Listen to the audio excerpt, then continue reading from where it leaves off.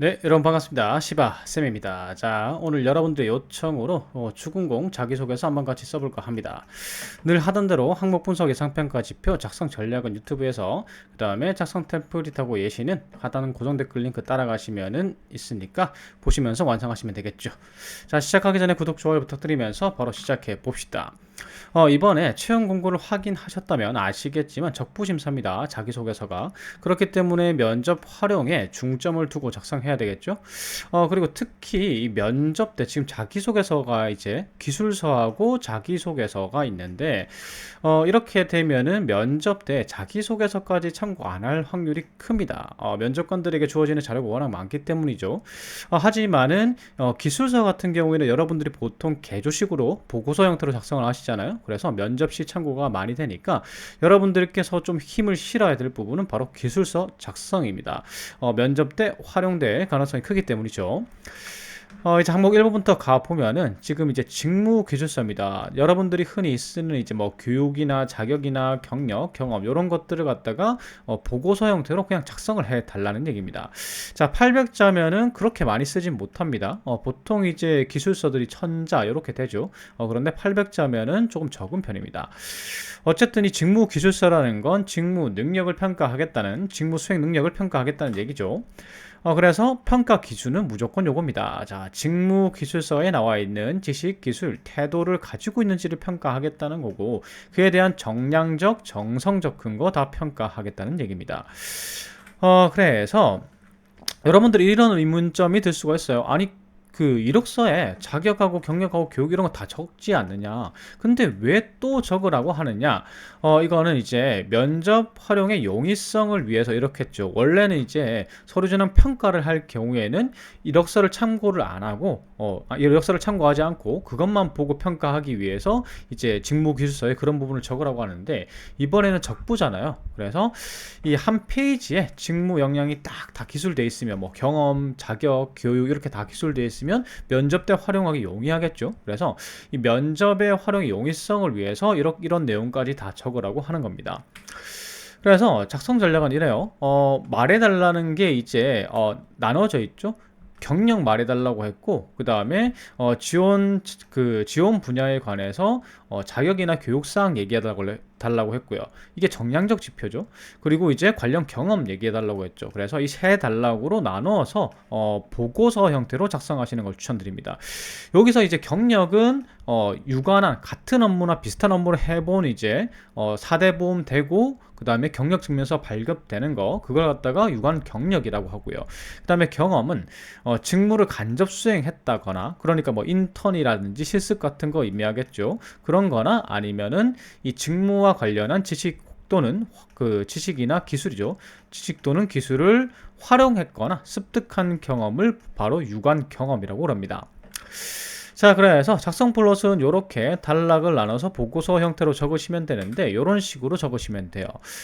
각각 이제 내용마다 단락마다 중요한 부분이 있는데, 경력 같은 경우에는 아무래도 이 직무가 중요하죠. 직무가 중요하고 상세 업무를 뭐 했는지 중요합니다. 즉, 이 직무를 기술하실 때는 유관성, 그러니까 내가 지원하는 직무와 유관한 업무를 했다, 요걸 갖다가 표현하는 게 중요하기 때문에 상세 업무하고 이제 직무하고 중점적으로 기재해 주시면 되고, 근무 기간도 이렇게 기재해 주시면 되겠죠. 뭐 요 부분 정확한 날짜 같은 경우에는 빠져도 되죠. 글자 수가 조금 이제 모자랄 경우에는. 그 다음에 성과 같은 거 뭐 대단한 성과가 아닙니다. 어떤 업무를 성공적으로 수행했다, 어떤 역할을 성공적으로 수행했다, 그게 바로 여러분들의 경력에서의 성과입니다. 그래서 이렇게 이제 조금 플롯을 참고하셔서 적으시면 되고요. 그 다음에 직무 관련 교육하고 자격 등을 정리를 해야 되죠. 그래서 뭐 이렇게 정리하시는 게 좋습니다. 하나하나 정리하는 것보다는 어떤 것과 관련해서, 어떤 업무와 관련해서, 어떤 분야와 관련해서 요런 거 땄다.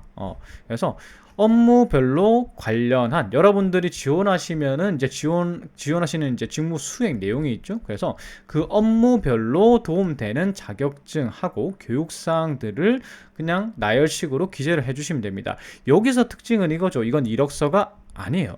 그러니까 요렇게도 적을 수 있는 겁니다. 필기 합격한 거, 지금 준비 중인 것까지 적으실 수 있고, 교육을 기재하실 때는 어떤 내용을 배웠고 얼마나 이수했는지 요런 것들을 중심으로 적어주시면 됩니다. 여기에다가 아예 그냥 이렇게 뭐 목차를 하나 더 만들어서 습득 역량, 그래서 나는 정확하게 위 경험들로 어떤 역량을 습득했다 이렇게 적으셔도 되는데, 이제 업무를 구분해서 이렇게 자격증을 나열할 경우에는 요게 사실 뭐 요 자격증만 봐도 어떤 능력인지 알 수 있잖아요. 그래서 요렇게까지는 적을 필요가 없습니다. 그냥 제가 적은 1, 2번 요 정도만 이렇게 적어주시면 됩니다. 그 다음에 직무 관련 경험은 앞에서 이제 경험을 어떻게 기술을 해라는 게 이 항목에 나와 있죠. 역할, 행동, 주요 성과를 중심으로 작성해 달라고 했습니다. 그렇기 때문에 저 내용은 무조건 들어가야 되겠죠. 그래서 이런 플롯이 나올 수가 있습니다. 역할이 어떤 역할이었고, 팀 이제 역할이라는 게 나왔기 때문에 팀 경험을 말해달라는 겁니다. 역할이라는 게 개인의 경험이면 역할이 없잖아요. 그래서 여러분들의 팀 경험, 그리고 직무와 유관하면 더 좋은 거고요.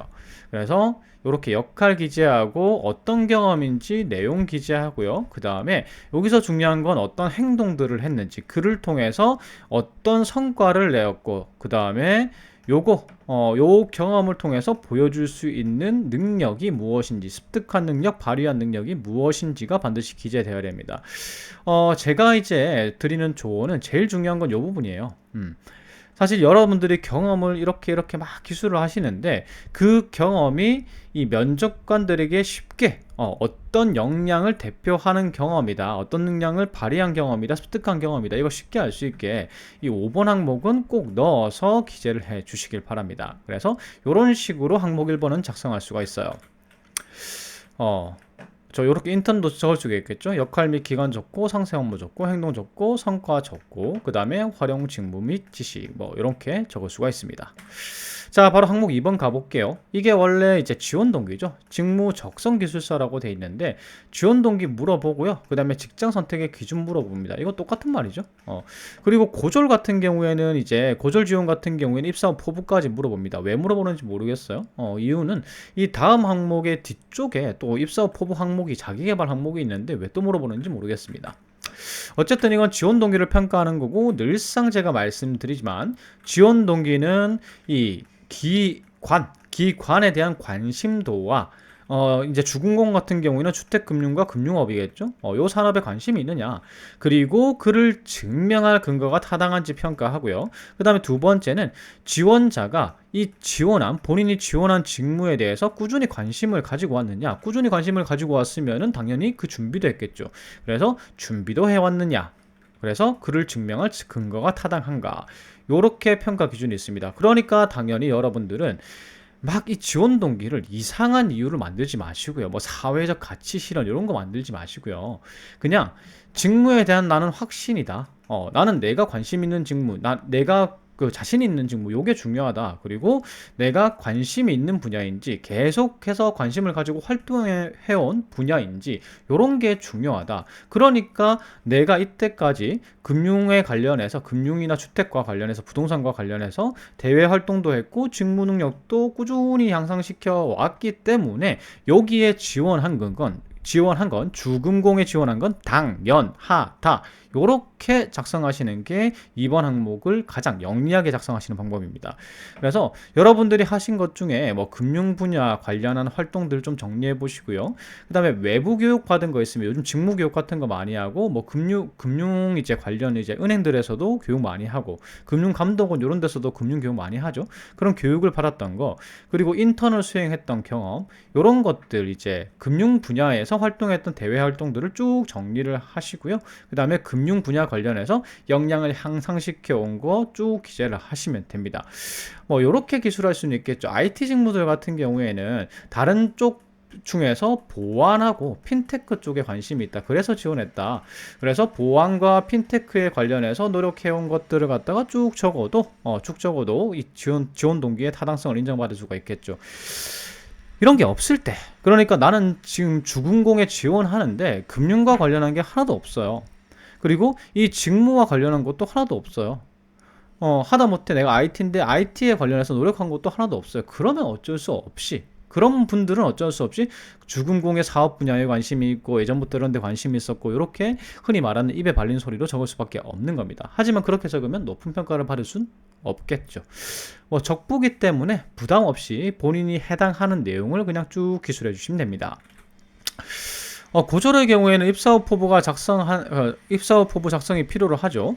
입사후 포부 경우에는 직무 기술서 기반으로 현재 부족한 역량, 그러니까 여러분들이 이제 직무 기술서를 쫙 쳐다보시면은 어떤 역량이 부족한지 딱 나오겠죠? 안 가지고 있는 거. 그런 것들을 구체적으로 어떻게 향상시키겠다는 계획이 기술돼야 되는데, 지금 현재 보완하고 있습니다. 지금 현재 어떤 능력을 향상시키기 위해 노력하고 있고 앞으로는 어떤 것을 보완할 것이다. 이렇게 적는 게 가장 이상적입니다. 근데 상세하게 적을 필요는 없어요. 간략하게 적어도 돼요. 왜냐하면 뒤에 또 자기계발 내용 항목이 있습니다. 그렇기 때문에 지원 동기를 중심으로 이 항목을 적으시고요. 직무 적성 기술서를 적으시고 나중에 자기 개발 평가하는 항목 가서 자세하게 기술하시면 되는 겁니다. 어차피 적부잖아요. 그래서 지원 동기 위주로 해서 작성을 하시면 돼요.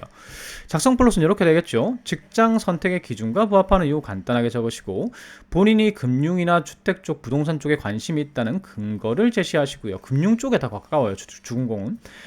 그리고 직무 향상을 위해서 어떤 노력을 해왔다. 이미 직무 기술서에서 있는 내용을 다 적었죠. 직무 능력 향상을 위한 노력. 그래서 특히 어떤 부분에 중점해서 노력했다 정도로 기술되면 됩니다. 앞에 이미 다 적었기 때문에 막 주저리 다 적을 필요가 없습니다. 그리고 고졸 분들 같은 경우에는 입사업 포부를 간략하게, 어차피 다음 항목이 입사업 포부에 있기 때문에 간략하게 적으면 돼요. 그래서 요 내용을 바탕으로 해가지고 나는 이때까지 관심을 가지고 금융 분야에 대해서 관심을 가지고 직무 능력도 계속 향상시켜 왔다. 그렇기 때문에 자신 있기 때문에 지원했다. 이런 식으로 마무리하시면 되겠죠. 자, 그러면 예시 한번 보도록 하겠습니다. 이렇게 그냥 가는 거예요. 직장 선택의 기준은 직무 수행에 자신감이 있다. 그리고 관심 분야다. 그래서 지금 제가 원래 금융에 관심이 있었고 행정직무에 계속해서 노력해왔기 때문에 주택금융공사가 그게 맞지 않느냐, 그래서 지원했다. 이 정도로 이제 첫 문단을 구성을 하시면 되고요. 그 다음에 이제 관심도 보여주면 되겠죠. 관심도 만약에 대외활동 금융 분야가 없으시면은 이 부분을 적을 수가 없겠죠. 그래서 금융 분야에 대한 관심에 관련한 대외활동이 있으면 요런 거였고요, 요런 거였고요, 요런 거였고요, 그냥 적으시면 됩니다. 꼭 수상 기록이 없더라도 공모전에 참여하였습니다. 그래서 열심히 했습니다. 상은 받지 못했다. 이런 내용은 적지 마시고 그냥 참여했습니다 정도만 적으셔도 됩니다. 그게 관심이죠. 그러고 나서 이제 직무 능력 향상을 위해서 나는 이때까지 이렇게 노력해왔다. 근데 주저리 다 적을 필요는 없다고 했죠. 이런 거 적으면 좋습니다. 특히 어떤 부분의 역량을 향상시켰고 그래서 어떤 업무에 자신이 있습니다. 이런 식으로 직무 능력 향상을 위해서 노력했고 제가 자신 있습니다. 그래서 지원했습니다. 이런 내용으로 이어져야 되겠죠. 그래서 고졸 부분들 같은 경우에는 입사 포부를 이제 기재를 하셔야 되는데 이 부분은 굳이 안 적어도 돼요. 이 부분은 굳이 안 적어도 되고 이렇게 간략하게 한두 문장 정도로 어떤 자격증 따겠습니다. 어떤 자격증 따겠습니다. 이 정도 이제 기술이면 됩니다. 그 다음에 마지막으로 이렇게 저의 강점인 재무 분석 능력을 활용해서 요거는 이제 대졸에 해당이 안 되겠죠. 이 부분을 능력이 향상시킬 거란 내용이 안 들어갈 거기 때문에. 그래서 제가 특히 자신 있는 능력은 무엇이고 이를 통해서 어떤 업무를 잘할 자신이 있습니다. 어떤 기관의 목표에 기여할 자신이 있습니다. 기여하겠습니다. 이런 식으로 마무리하시면 되는 겁니다. 그래서 요렇게 지원 동기를 갖다가 쓴다고 보시면 돼요. 지원 동기를 쓴다고 보시면 되는 거고. 자, 항목 3번입니다. 요게 이제 어려웠을 겁니다. 작년에도 똑같은 항목이 있었죠.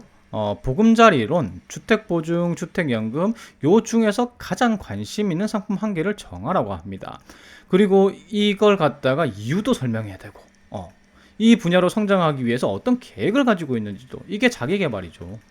그래서 이거는 조직이해 능력 플러스 자기계발 능력 평가한다고 보시면 돼요. 자기계발 능력은 이런 것들을 평가하는데 쉽게 설명하면 현재 본인의 보유 역량과 부족한 역량을 파악하는데 본인이 경력 개발 목표가 있을 겁니다. 이 목표에 부족한 역량을 파악해서 자기관리를 통해서 채워 넣을 수 있느냐. 그러니까 어떤 목표를 수립해서 부족한 부분을 찾은 다음에 개발할 수 있는 능력을 가지고 있는가, 요걸 갖다 평가하는 게 자기 개발 능력이고요. 그 다음에 조직 이해 능력 같은 경우에는 조직의 목표나 규정, 그리고 그 속에서의 자신의 지원 직무의 역할을 이해하고 있는지, 요걸 평가하는 게 조직 이해 능력입니다. 요 두 가지를 다 평가하는 게 항목 3번이죠. 그래서 우선 작성 전략 말씀을 드리면은 무조건 저는 이것이 부족합니다가 아닙니다. 내 흠을 보여줄 필요가 굳이 없잖아요. 그래서 이게 무슨 말이냐면 어쨌든 뭔가가 부족하다라고 얘기해야 되는데, 저는 이런 능력을 갖추고 있고 이런 능력도 갖추고 있는데 다만 요 부분이 조금 부족합니다, 이렇게 얘기하는 거하고, 이 부분하고 이 부분하고 이 부분이 부족합니다, 이렇게 얘기하는 거하고 뉘앙스가 다르죠.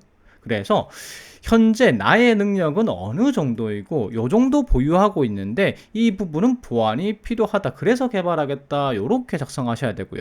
그 다음에 이 세 가지 상품 중에서 가장 많이 부족한 부분을 보완하겠다 보다는 가장 자신 있는 상품을 고르시고 이 부분만 보완하면은 더 이 상품의 스페셜리스트 전문가가 될 수 있다, 그래서 이 상품만큼 내가 자신 있다, 이렇게 될 수 있는 걸 고르시는 게 좋습니다. 그래서 간단하게 설명을 드리면 보금자리 이론 같은 경우에는 뭐 상품 소개, 상담 접수, 심사 승인 이런 것들 하죠. 그래서 여신 심사, 뭐 신용 분석, 재무 분석 이런 것들 중요할 거고, 금융 상품에 대한 이해가 중요합니다. 민원 응대능력도 중요하고요. 그래서 이제 펀드나 증권 쪽, 투자 쪽 이런 쪽에 있어서 자격증들이 있으신 분들은 이 상품을 선택하시면 좋겠죠. 그 다음에 주택보증은 사실 요즘 제일 중요하죠.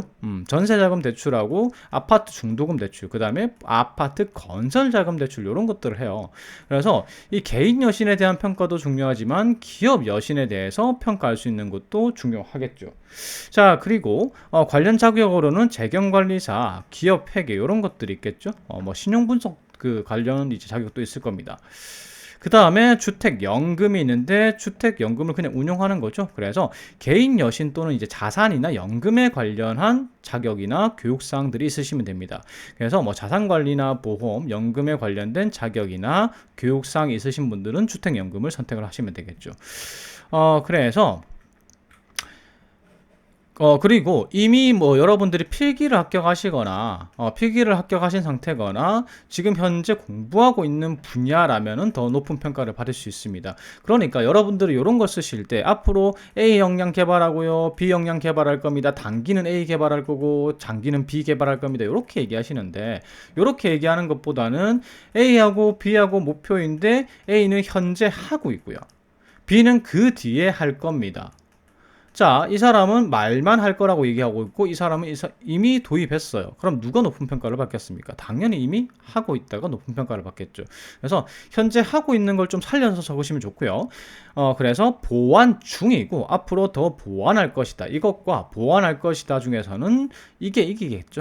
그래서 보완 중인 걸 좀 활용하시면 좋습니다. 그리고 왜 이 상품에 관심 있느냐, 이렇게 하면 여러분들이 너무 주저리 이유를 대시는데 그게 아니라 그냥 간단합니다. 지금 현재 능력으로 잘할 수 있는 분야고 더 개발하면 더 잘할 수 있는 분야라서 이 상품에 관심이 있습니다, 이렇게 하시거나, 아니면 주금공이나 지금 현재 우리나라의 경제 사정에 따라서 이 상품이 가장 중요하다고 생각하기 때문에 이걸 갖다가 여기에 가장 관심이 있다, 이렇게 기술하셔도 됩니다. 뭐 주금공 같은 경우에는 지금 이제 상품 세 가지 중에서 주택보증이 지금 사실 가장 시급하죠, 이 업무가. 왜냐하면 지금 전세 위기잖아요. 그래서 그런 것 때문에 제가 이 전세 보증에 관심이 있습니다, 이렇게 기술하시거나, 주저리 이유 다시 마시고 두 가지 중 하나를 선택하시는 걸 추천드립니다. 자, 그리고 IT 요번에 뽑는데 IT 지원자들은 사실 어떤 상품을 선택하시든 상관이 없습니다. 여기에서 그 결론은 정해져 있거든요. IT가 뭐 자산관리사를 따겠다 이런 건 말이 안 되잖아요. 그래서 핀테크 관련한 거나 아니면은 보안 관련한 역량을 향상시켜서 요쪽에 있어서 뭐 상품의 뭐 서비스를 개선시키겠다, 요런 것들이 좀 중요합니다. 뭐 요렇게 걸고 넘어질 수 있겠죠. 주택연금 같은 경우에는 이제 주로 고령자가 많이 하다 보니까 민원인도 그렇고 이 쉬운 모바일 서비스 이런 거에 개발하는 게 중요하겠죠. 그래서 그런 쪽에 필요한 역량들을 개발하겠다, 이런 식으로 작성을 할 수가 있는 겁니다.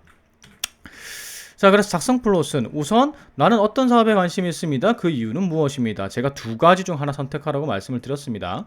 그래서 관심 있는 그 다음에 관심 사업의 기여를 위해서 어떤 역량이 필요하다. 근데 나는 어떤 역량을 가지고 있다. 하지만 어떤 역량은 보완을 해야 되고 세부적인 목표로 어떤 거 자격증이나 교육을 받을지 이미 결정을 해놨다. 그래서 보통 이제 자기계발 능력은 구체성하고 현실성이 평가받기 때문에 목표 기한하고 성취도가 들어가는 게 좋습니다. 그래서 뭐 6개월 내에 취득하겠다, 올해 취득이 목표이다. 이렇게 이제 적을 수가 있는 거고, 성취도는 A라는 자격증을 딸 때 1, 2, 3 과목이 있는데 특히 1번 과목이 지원 분야와 관련이 깊기 때문에, 업무와 관련이 깊기 때문에 요것만큼은 제가 만점 목표로 하겠습니다. 요런 게 성취도입니다. 그래서 요런 것들을 이제 중심으로 해서 기재를 해주시고, 마지막에 이 계획이 완수되게 되면은 이제 역량이 완성이 됐겠죠. 그래서 그 역량을 바탕으로 해서 기관에 기여하겠습니다. 이런 식으로 마무리하시는 겁니다. 자, 그래서 이런 식으로 예시를 들어 드릴 수 있어요. 제가 뭐 주택 보증에 관심이 있고요. 제가 잘할 수 있으니까요. 그리고 지금 최근 이슈상으로 경제 상태로 볼 때 주군공에서 이 사업이 가장 중요한 게 아닌가 생각한다. 그래서 관심 있다. 현재 이와 관련해서 부여하고 있는 역량은 이런 재무 능력이다. 그래서 주택 보증 업무를 지금도 성공적으로 수행할 자신이 있는데, 이제 이거 외에 이제 다른 능력이 좀 필요한데, 기업 분석이나 회계 역량은 제가 조금 더 보완을 해야 됩니다. 그래서 이러한 목표를 세웠습니다. 입사 후에 이런 목표와 이런 목표를 이제 세웠습니다. 그래서 세부적인 목표 달성을 위해서 어떤 거는 목표 기한 요렇게, 그 다음에 어떤 거는 목표 기한 뭐 요렇게, 성취도 요렇게, 요런 식으로 기술하시면 되는 거죠. 아까 제가 말씀드렸죠. 목표 기한은 뭐 몇 월에 따겠습니다, 몇 개월 내에 취득하겠습니다, 몇 년 내에 취득하겠습니다 라고 작성하시면 되고요. 그 다음에 목표 성취도는 특히 어떤 분야에 좀 중점적으로 공부하겠다, 요런 것들이 이제 성취도가 되는 겁니다. 그래서 요런 걸로 기재하시면 되고요. 지금 이제 기재하시는 내용들이 면접 때 활용될 거기 때문에 요런 거 있죠. 요 1, 2, 3번 같은 경우에는 서술형으로 기재하시고, 계획 같은 경우에는 조금 이제 개조식으로 보고서 형식으로 적으면은 조금 더 막 구체적으로 보이잖아요. 그래서 개조식이나 보고서 형태로 작성하시는 것도 하나의 전략입니다. 여러분들이 마음에 드시는 대로 작성하시면 돼요. 그런 다음에 이제 요렇게 하면은 지금 현재 재무분석 능력이 있고요. 그 다음에 기업 회계 능력이 더해질 테니까 요걸 바탕으로 기여하겠습니다. 기여할 자신 있습니다. 요런 식으로 마무리하시면 되겠죠. 자, 깁니다. 이제 네 번째 항목이죠. 공익성, 전문성, 신뢰성, 요거 핵심 가치로 삼고 있다. 그러니까 인재상과 일치하는 사람인가, 이런 거 물어보는 거죠. 제가 누누이 말씀드리지만 사실 이런 키워드는 거들 뿐입니다. 전부 다 이렇잖아요. 핵심 가치 전부 다 이렇습니다. 공공기관은. 그리고 더군다나 이번에 서류 적부잖아요. 너무 저기에 끼워 맞추지 않으셔도 됩니다. 제 추천은 어차피 면접에서 뭐 이제 인성적인 부분, 인성 면접은 포함이 될 거기 때문에 인재상 플러스 직업윤리 이 교집합으로 작성하시는 걸 추천드립니다. 그래서 어떤 식으로 작성 전략을 적으시는 게 좋냐면요, 요런 겁니다. 나는 어떤 직업윤리, 그러니까 태도적인 강점이 있는데 이 강점을 가지고 공익성 또는 신뢰성을 확보할 수 있는 사람이다. 공익성 또는 신뢰성이라는 핵심 가치를 지키거나 실현할 수 있는 사람이라는 맥락으로 작성하시면 돼요. 왜냐하면 전문성 키워드를 작성하게 되면은 자기계발 내용이나 아니면 여러분들이 전문성을 키우기 위해서 노력했던 도전정신, 이런 것들을 적으셔야 되는데, 이미 전문성 부분은 앞에서 자기계발 능력, 자기계발 관련한 거, 그 다음에 직무 기술서로 다 보여줬어요. 그래서 여러분들이 소스가 부족하고 또 소스 부족한 상태로 적으려고 하다 보니까 또 똑같은 말 적어야 될 가능성이 큽니다. 그렇기 때문에 공익성 또는 신뢰성을 키워드로 잡아가지고 직업윤리를 베이스로 해서 적으시는 걸 추천드려요. 그래서 직업윤리 하면 이런 거죠. 이런 거. 근면성은 이제 초심 잃지 않고 계속 끝까지 열심히 하는 거고요. 정직성은 이 속이지 않거나 거짓말을 하지 않는 겁니다. 그러니까 속이거나 거짓말을 하면 내가 분명히 이득을 취할 수 있는 거였는데 그게 아니라 정직을 지킨 사례. 그 다음에 성실성은 더 나은 결과물을 위해 적극적으로 노력한 사례. 그러니까 성과 창출을 위해서 내가 굳이 내 역할은 아니지만 이렇게까지 할 건 아니었지만 내가 노력한 사례를 말하는 거죠. 그 다음에 봉사정신, 이익이 없이 타인이나 사회를 위해 노력한 사례. 그 다음에 책임의식은 어려움이 있음에도 불구하고 자신의 역할을 다한 사례. 준법성은 어떠한 어려움에도 규칙이나 규정을 준수한 사례를 말하는 거죠. 그래서 요거 이제 정직, 성실, 봉사, 준법성, 근면 요런 것들은요 이제 신뢰성을 얻기 좋은 거죠. 국민들의 신뢰성을 얻기 위해, 민원인들의 신뢰성을 얻기 위해 좋은 태도고, 그 다음에 봉사정신 같은 경우에는 공익을 실현하기에 좋은 태도입니다. 그래서 여러분들이 가지고 있는 사례 중에서 가장 강력한 사례, 직업윤리 키워드를 중 하나를 보여줄 수 있는 가장 강력한 사례를 바탕으로 작성하시면 돼요. 그래서 어떻게 적느냐? 이렇게 적습니다. 작성 플롯은 내가 이러한 태도를 가지고 있는데 이 태도를 가지고 핵심 가치를 실현할 수 있다, 달성할 수 있다. 그래서 내가 이러한 태도를 보유하고 있다는 증거는 이러한 경험입니다. 경험서를 쭉 하시고 이러한 태도를 바탕으로 핵심 가치 실현을 할 수 있습니다. 실현하겠습니다. 업무에 적용하겠습니다. 아니면은 뭐 기관의 목표 달성에 기여하겠습니다. 이런 식으로 마무리를 하시면 되겠죠. 자, 예시 이런 식으로 작성이 되는 거예요. 저는 더 나은 성과를 창출하는 성실한 태도로, 성실 키워드를 적었죠. 성실한 태도로 고객들의 신뢰를 얻을 자신이 있습니다. 아니면 신뢰라는 핵심 가치를 실현할 자신이 있습니다. 이런 식으로 적으시면 됩니다. 그래서 내가 가지고 있는 태도를 바탕으로 신뢰를 얻을 수 있다. 신뢰라는 가치를 갖다가 실현시킬 수 있다. 이렇게 작성하는 거고요. 그 다음에 성실은 제가 이렇게 얘기했죠. 더 나은 성과 창출. 내가 그렇게까지 안 해도 되는데, 굳이 그렇게까지는 안 해도 되는데 더 나은 성과 창출, 고객의 만족을 위해서 노력했던 사례를 적으시면 되는 거예요. 그래서 제가 예전에 이 사례는 소개해 드린 것 같은데, 화장품 판매점 아르바이트 상태에서 뭐 이런 거예요. 중장년층 비율이 높으신데 요즘 중장년층 이제 분들이 사용하시는 상품들이 단종이 되는 경우가 많습니다. 워낙 출시된 지 오래돼 있으니까요. 그래서 이분들이 굉장한 고민을 하신대요. 화장품을 바꾸는 데 있어서. 그래서 이분의 이제 사례가 뭐냐면 제품이 단종돼서 새로운 상품을 선택하는데 막 이것도 들고 저것도 들고 결국 못 사고 이러시는 분들이 많으시더라는 겁니다. 그래서 좀 연구를 하셨대요. 전에 어떤 상품 쓰시던 분은 이런 상품 소개해드리고, 전에 이제 이 상품 찾으시는 분들은 어떤 상품 소개해드리고, 요게 이제 좀 조사를 하다 보니까 응대가 잘 되게 됐고, 그것 때문에 찾으시는 고객들도 있었대요. 그래서 그 사례를 이제 적은 겁니다. 성실의 사례죠. 그래서 이제 성실한 태도가 왜 필요한지 정도 이렇게 간단하게 기술하고요. 왜 자신의 직무 또는 기관에서 필요한지 적으시고, 나는 그러한 태도를 가지고 있으니까 이 핵심 가치를 실현할 자신이 있다. 나는 주군공에 필요한 인재이다. 이렇게 이제 마무리를 하시면 되겠죠. 자, 그 다음 항목 가겠습니다. 항목 5번. 지원자가 동료와 협력하여 성취한 일 중에 가장 기억에 남는 일. 자, 이건 누가 봐도 이거 팀워크나 아니면 이제 갈등 관리 이런 것들을 평가하는 건데, 보통 팀워크를 평가를 하죠. 그래서 간단하게 설명하면 협업하기 좋은 사람인가 평가를 하는 겁니다. 그래서 보통은 이제 팀워크나 갈등 관리 능력이 평가되는데, 보통은 이제 이 팀워크 능력이 평가가 되죠.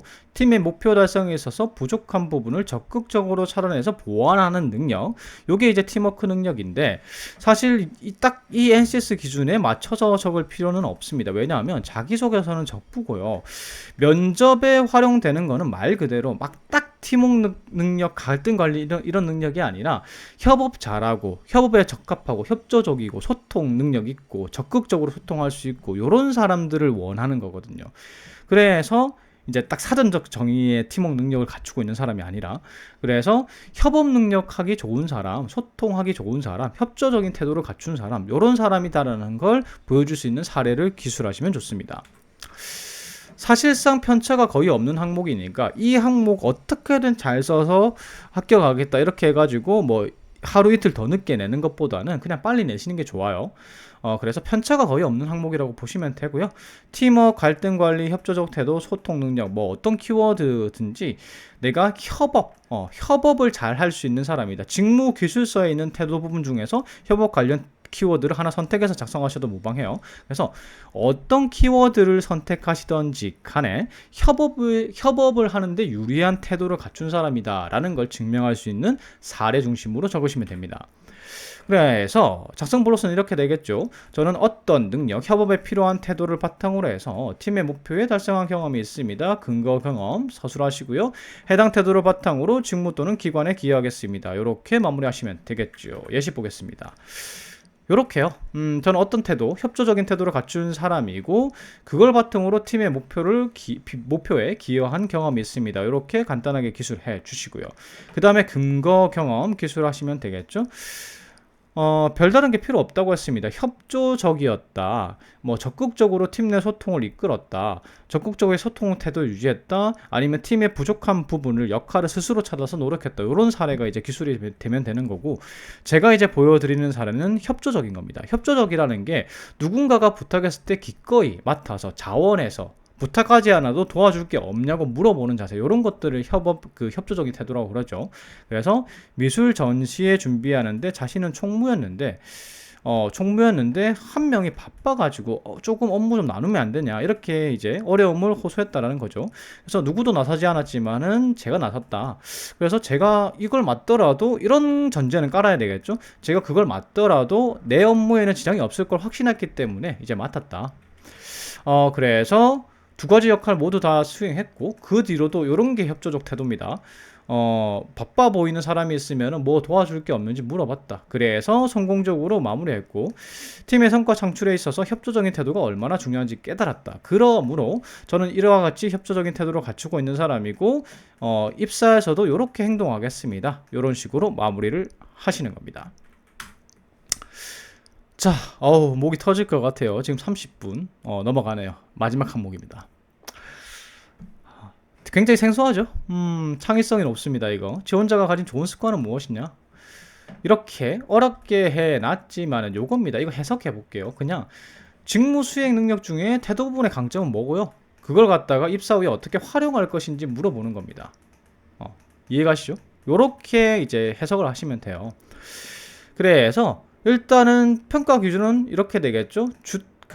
주군공의 지금 직무기술서, 여러분들이 지원한 직무기술서의 태도 부분이 평가 기준이 될 거고요.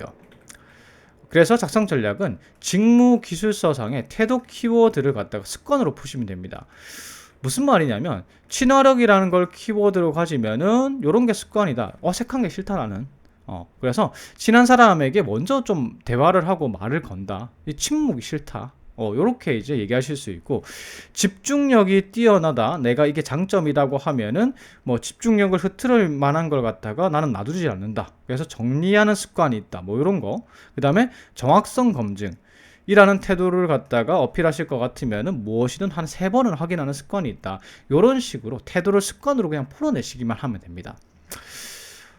그래서 작성 전략은 이래요. 이런 습관 태도를 가지고 있어서 이런 태도와 습관을 바탕으로 어떤 업무를 갖다가 잘 할 수 있고, 혹은 아니면은 어떤 이제 업무 노하우를 향상시킬 수 있고 가질 수 있고, 이를 동료와 공유하겠다. 이런 맥락으로 작성을 하시면 됩니다. 예를 들면 친화력이 있는 사람, 그리고 친해지려고 노력하는 습관이 있는 사람은 사람들과 친해지는 노하우가 있겠죠. 그리고 집중력이 있는 사람은 업무 효율, 그러니까 시간 안에 많은 일을 할 수 있는 업무 효율을 높이는 노하우가 쌓일 겁니다. 그리고 정확성을 항상 생각하는 사람은 업무 정확도를 높이는 노하우가 생길 겁니다. 그러니까 이런 노하우, 업무 관련 노하우를 개발할 것이고, 그를 동료들과 공유해서 팀 전체의 친화력을 높이고 집중력을 높이고 정확한 업무를 할 수 있게 만들겠습니다. 그런 게 이 6번의 작성 전략입니다. 그래서 이런 식으로 적을 수가 있겠죠. 좋은 습관을 가지고 있는데 그 때문에 이러한 태도가 형성이 됐습니다. 그래서 이 좋은 습관의 효과가 이런 일을 잘 하게 됐다. 그리고 이 좋은 습관 습관을 바탕으로 어떠한 업무 노하우를 키울 수 있다고 생각한다, 자신한다. 그래서 이런 노하우를 키워서 습득한 노하우를 바탕으로 해서 일을 잘 할 것이고, 그 다음에 동료들과 공유도 할 것입니다. 그래서 조직에 기여하겠습니다. 이런 식으로 마무리하시는 거예요. 이런 식이 되겠죠. 제가 가진 좋은 습관, 키워드, 이제 집중력을 흐트릴 만한 요소를 사전에 제거하는 습관입니다. 그래서 예를 들면은 이렇게 설명해 주면 좋겠죠. 뭐 이래야지 이제 실제적인 자신의 습관이라는 걸 이제 보여줄 수가 있으니까요. 그래서 조금 상세한 설명이 들어가면 좋습니다. 그래서 나는 집중력이 있는 사람이다. 그래서 이런 습관 때문에 집중력이 향상됐고, 이러한 효과가 있더라. 집중력이 높으면 당연히 투자 시간 대비 효율성이 높아지겠죠. 그래서 이렇게 효과가 있었다. 그래서 입사하게 된다면 이런 집중력이 있기 때문에 시간을 효율적으로 사용하는 노하우가 생길 것이다. 그래서 이걸 발전시키겠다. 그래서 이런 식으로 업무 시 필요한 물건과 필요 없는 물건, 뭐 업무 용품들의 적절한 자리 배치, 뭐 바탕화면 구성, 이런 것과 같은 집중력 향상과 업무 효율 향상법에 대해서 항상 연구하겠다. 내가 장점이니까, 이런 습관이 있으니까.